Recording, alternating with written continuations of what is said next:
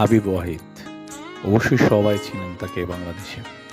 তিনি বাংলাদেশের গানের ইতিহাসে এক ব্যাপক এক নতুনত্ব সৃষ্টি করে নিয়ে এসেছিলেন। তিনি যখন প্রথম এসেছেন তখন একটা আওয়াজ তৈরি করে দিয়েছেন এই বাংলাদেশে। তার গান যেমন একটা নতুন আওয়াজ সৃষ্টি করে দিয়েছিল এই বাংলাদেশের ইতিহাসে মিউজিকে। তো তার আগ পর্যন্ত যত গান টান মানুষ শুনেছে, নতুনত্ব আধুনিক ব্র্যান্ড অনেক কিছু শুনেছে, কিন্তু এই হাবিব ওয়াহিদ এমন একজন গায়ক, শুধু গায়ক বললেই ভুল হবে। তিনি কম্পোজার, সুরকার, সঙ্গীত পরিচালক, একাধারে তিনি অনেক কিছু।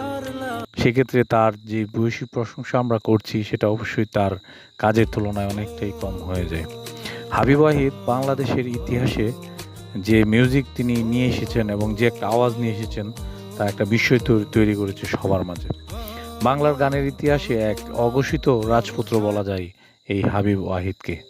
তিনি লন্ডন থেকে তার